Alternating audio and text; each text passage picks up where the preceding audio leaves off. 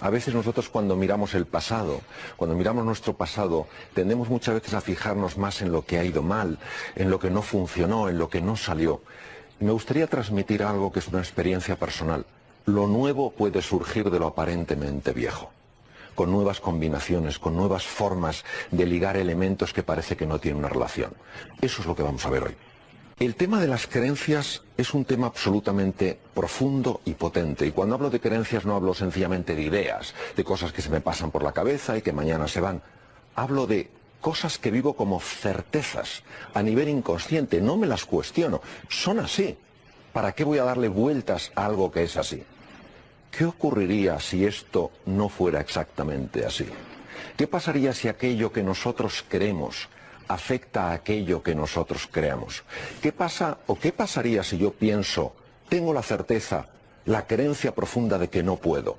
¿Tendrá esa creencia la capacidad de superar las capacidades naturales de mi cerebro y evitar que algo que yo podría lograr lo pueda lograr? Pues lo que nosotros sabemos desde el punto de vista científico es que es así. Es decir, las creencias tienen la capacidad de crear realidades en el ser humano. Nosotros, cuando vemos techos, tenemos muchas veces la sensación de que esos techos no se pueden romper. Y eso genera una sensación de indefensión, de pequeñez, de insignificancia. No puedo, no alcanzo. Lo que me gustaría es plantear la siguiente cuestión. ¿Qué pasaría si muchos de esos techos que para nosotros son de cemento, en realidad fueran techos de cristal? ¿Acaso, si fuéramos más conscientes de que lo que nos separa de otra realidad mucho más inspiradora, mucho más potente, es un techo de cristal, no haríamos el esfuerzo de romperlo? Pues lo que vamos a ver es de qué manera el ser humano puede transformar esos techos que ve de cemento en techos de cristal. Lo cual no quiere decir que el ser humano sea ilimitado, esto sería una prepotencia y una arrogancia. Quiere decir que el ser humano se limita a sí mismo mucho más de lo que él sabe que se está limitando. Y sé que no hay problema con el cerebro. El cerebro tiene una capacidad tan asombrosa de acercarse a la realidad, de conocer la realidad, de establecer relaciones causa-efecto. Pero ¿cuál es la misión del cerebro? La misión del cerebro fundamentalmente es una, ayudarnos a sobrevivir y adaptarnos. Y para eso, ¿qué tiene que ser capaz de lograr? Tiene que lograr eso que es ver posibilidades donde no son obvias. Por tanto, cualquier persona hoy en día, incluso una situación tan compleja como la actual, no podemos minimizar la seriedad del contexto en el que estamos. Cuando una persona no está viendo posibilidades, me gustaría plantearle que tal vez no esté dejando que su cerebro haga realmente su función.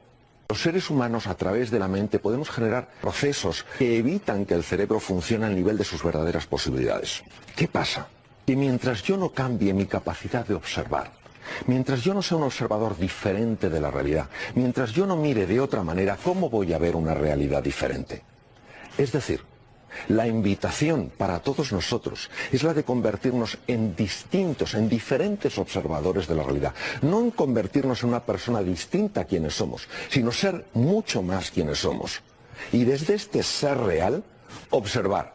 Ser observador distinto en la realidad es la posibilidad que todo ser humano tiene para encontrar oportunidades en espacios donde normalmente no las ve. Y esta transformación en el observador implica conocer un aspecto fundamental de la mente.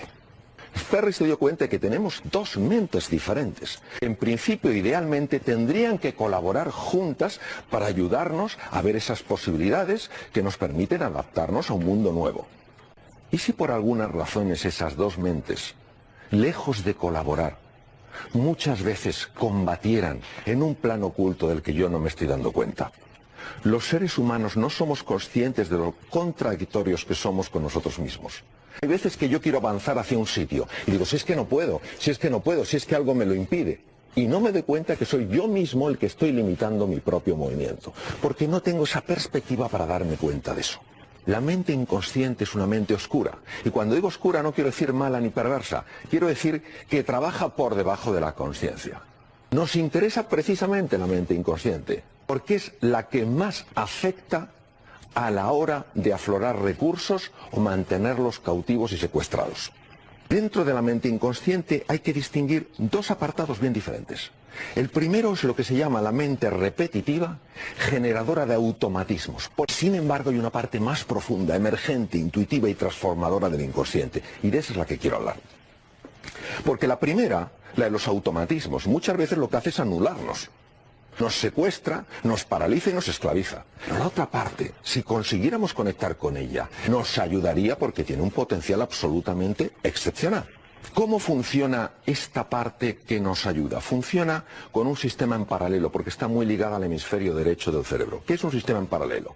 Un sistema en paralelo es muy fácil de entender. Es que yo voy cogiendo información de distintos sitios que aparentemente no tienen ninguna relación entre sí, y encuentro una relación que es creativa, que es innovadora y añade valor a mi vida. De 3 puntos, que el hemisferio izquierdo, la mente consciente, es incapaz de ver la relación, el hemisferio derecho ve la posibilidad de un triángulo. Pero ¿qué pasa? Que yo no soy consciente de que él está generando ese tipo de conexiones, analizando todos los aspectos que pueden tener en común cosas que a nivel consciente parece que no tienen nada en común. Ahora, ¿cómo se accede a nivel del inconsciente? Para acceder al nivel inconsciente es esencial entender el impacto de las emociones. Si una persona no está entusiasmada con algo, no está determinada y resuelta a lograr algo, si no es persistente y no es paciente, esa parte que ayuda del inconsciente no se pone en marcha, porque esa parte que se pone en marcha no se pone por un razonamiento lógico, sino por un vínculo emocional, ya que el hemisferio derecho está mucho más vinculado con el sistema emocional que el hemisferio izquierdo. Lo que sabemos es que son una serie de fases las que indican que se está conectando con el inconsciente. La primera es la fase de descubrimiento. ¿Qué es una fase de descubrimiento? Es donde yo antes veía un muro, es inaccesible para mí, yo no puedo, yo no valgo, yo no sirvo, no soy capaz. De repente se abre un mundo nuevo. Me doy cuenta de que sí que puedo. Me doy cuenta sobre todo de que hay algo más allá de ese muro que yo veía. ¿Qué pasa? Que cuando uno cambia un muro por este paisaje tan extraordinario, se da cuenta de que se ha abierto un nuevo mundo. ¿Y qué pasa? Que este paisaje, esta visión, este horizonte, tiene la fuerza de inspirarme y decir, ven, ven, da un paso adelante. Y entonces se abren lo que yo llamo las fuerzas del corazón. Está envuelto en 6 capas, porque en mi experiencia son 6 las fuerzas del corazón que se abren cuando alguien se siente inspirado por una nueva posibilidad. Y son estas. La primera es la pasión. Empiezas a sentir pasión por eso que quieres conocer con mayor profundidad. El coraje. ¿Por qué? Porque es un entorno incierto. Pasas de un muro a un mundo nuevo, el coraje ante la incertidumbre. El tercero, el compromiso. La determinación, ser inasequible al desaliento. La persistencia y la paciencia. Todo esto es importante que sepamos que está abriendo el inconsciente de par en par. Pero como normalmente no damos demasiado valor a las fuerzas del corazón, pensamos que todo depende del intelecto, no nos damos cuenta, no somos conscientes de lo que está sucediendo, porque sucede, digamos, en un plano bajo tierra, como el crecimiento de una raíz que no lo vemos cuando solo miramos desde fuera. ¿Para qué necesitamos estas fuerzas? Para superar el miedo a lo desconocido, para ponernos en marcha. Es una serie de mensajes que sí me gustaría recalcar en relación a estas fuerzas del corazón. Hay muchas personas que ven una distancia tremenda entre donde quieren estar y donde están. Lo que les quiero decir es que si de verdad algo les inspira, la distancia no importa. Es irrelevante. Que no se dejen convencer por la distancia para conseguir su sueño. Es irrelevante si están entusiasmados. Si las fuerzas del corazón se han puesto en marcha, el inconsciente está puesto en marcha y va a encontrar un camino antes o después. Segundo, que la gente persistente logra su éxito precisamente donde otros abandonan.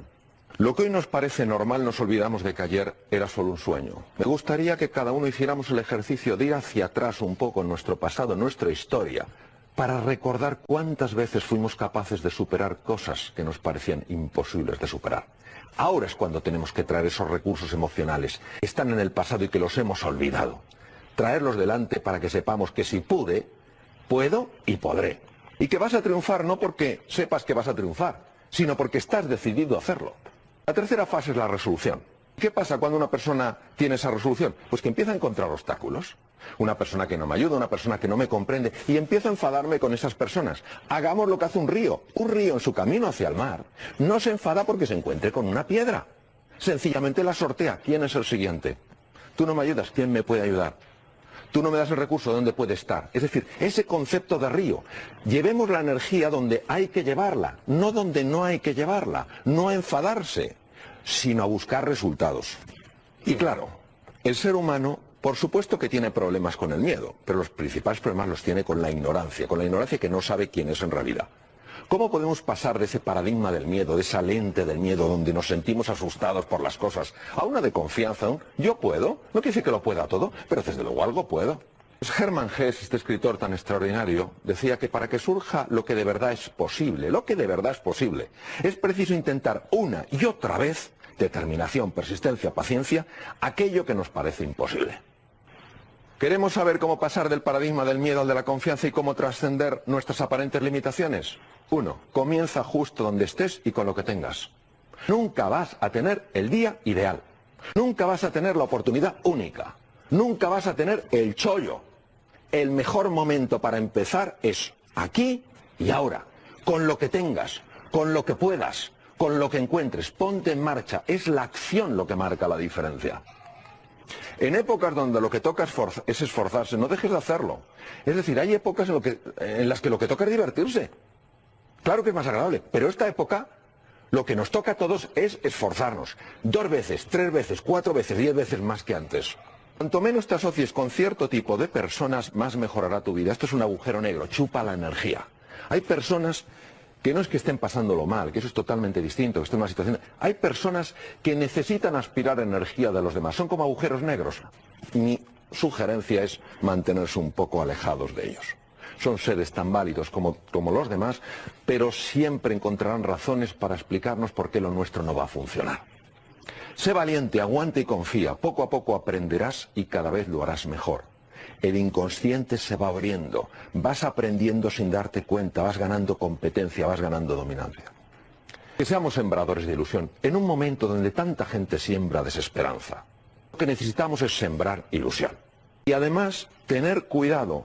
Cuando tengas una semilla de ilusión, no se la vayas a contar a la persona más negativa, porque lo que va a hacer probablemente es pisotearla. Cuéntasela a aquella persona que está también sedienta de ilusión, sedienta de ganas de crecer y evolucionar. Bueno, hay que tener en cuenta que las fuerzas negras, en el sentido, los agujeros negros, con esa capacidad de atracción, bueno, tienen eso, tienen una capacidad de atracción. Si vemos que una persona empieza a criticar a otra persona, veremos cómo enseguida empieza a generarse un corrillo. Es decir, no cabe duda que hay una parte en el ser humano que es atraída por esa negatividad. Y obviamente hay personas en distintos entornos que pueden utilizar esa fuerza para atraer a otras personas y luego manipularlas. Creo que es triste que, teniendo en cuenta todo lo que el ser humano puede poner en marcha para atraer de una manera bella, generadora de valor y de abundancia a los demás, decida poner en marcha esa fuerza. Es decir, si la única manera que tenemos de relacionarnos con la realidad es buscar lo más sórdido, lo más dañino, lo más oscuro, creo que en el fondo y al final esa fuerza se volverá contra nosotros. Cuando alguien tiene un sueño, una ilusión, ha de ser cuidadoso desde mi punto de vista con quién la comenta, porque hay una gran tendencia a juzgar antes que a explorar, a decir las razones por las que algo no va a funcionar que las razones por las que podría funcionar. Yo diría que el sueño hay que compartirlo con aquellas personas a las que tú sabes que realmente les importas y que realmente te pueden ayudar para que ese sueño cristalice de una manera más rápida en una realidad. Que inventemos un futuro ilusionante y antes o después encontraremos un camino. Hemos de confiar en el inconsciente, no lo hablo desde la teoría, no lo hablo de los estudios, lo hablo desde la profunda experiencia en mí y en otras personas. Hay algo extraordinario que se va abriendo cuando nosotros queremos. Aquí hay una frase curiosa, que es que no me cabe ni la más ligera duda de que cualquier hombre o mujer pueden alcanzar lo que yo he conseguido, siempre que realicen el mismo esfuerzo por cultivar la misma esperanza y fe. ¿Quién fue? Mahatma Gandhi. Y sí me gustaría finalizar con estas frases, con todo el cariño, toda la ilusión y todo el convencimiento de que en el interior del ser humano está todo lo que él necesita, ella necesita, para salir reforzado de cualquier situación que la vida les presente. Nadie puede hacernos cambiar. A ti, a mí, a nadie. Nadie puede evitar que cambiemos, aunque algunos lo quisieran. Nadie sabe realmente cómo hemos de cambiar. Solo nosotros. Los demás no. Ni siquiera tú mismo. Entonces, ¿cuándo lo sabré? Lo sabré cuando me ponga en marcha. Creo que cuando el ser humano cree que no tiene límites, puede caer en algo peligrosísimo, que es la soberbia, es la arrogancia. La mitología griega decía que cuando los dioses querían destruir a alguien, le llenaban de arrogancia y él solo se destruía. Entonces, esa sensación de que no hay ningún límite para el ser humano, yo no la comparto. Creo que sí tenemos límites, creo que hay que aceptarlos, creo que hay que comprender que la fragilidad es parte de nuestra existencia. Lo que también creo es que la mayor parte de las limitaciones que experimentamos no son limitaciones reales, son limitaciones mentales. ¿Qué pasa cuando una persona intenta romper uno de esos límites? ¿Qué pasa si no lo rompe? No importa, porque por el solo hecho de entrenarse para romperlo, ya ha crecido como ser humano. No es solo el logro, no solo es el objetivo, es el proceso. En realidad el objetivo, los objetivos los necesitamos no tanto para alcanzarnos, sino para convertirnos en la persona real que somos. Es ese estirarnos lo que va sacando lo mejor que nosotros. A lo mejor no consigo ese objetivo, lo importante es que he crecido, que he aprendido. Yo creo que el mensaje que puede ayudarnos tremendamente es no se trata de intentar cambiar a los demás. No podemos cambiar a nadie, por más que nos empeñemos. Nosotros podemos inspirarles, podemos motivarles, podemos apoyarles, podemos ayudarles, pero no podemos cambiarles. Lo único que podemos cambiar es a nosotros mismos. Es decir, ¿cómo voy a ir a esa reunión? ¿En qué conversaciones voy a entrar? ¿En conversaciones donde solo se critique y no se genere nada de valor? ¿O en conversaciones en las que veamos cómo tú y yo nos podemos ayudar? Es el trabajo interior, que por cierto es el más difícil, el que es más urgente hacer. Es decir, mucho menos tomar la posición de qué tiene que hacer esa persona a qué puedo hacer yo. Porque cuando una persona se dedica a buscar justificaciones y excusas, va a encontrar de todo tipo. Lo que no va a conseguir entonces son resultados. Entonces, mi mensaje, ilusionado y confiado, es: cada día atrévete a marcar, aunque sea una pequeña diferencia. Y por inspiración, los demás tal vez empiecen a hacer lo mismo. Y sencillamente, yo les diría que el cambio, la transformación, la reinvención es una invitación. Y si ellos no quieren seguir esa invitación, no hay que forzarles a que la cojan. Con el tiempo se darán cuenta de que tal vez era necesario que lo hubieran hecho.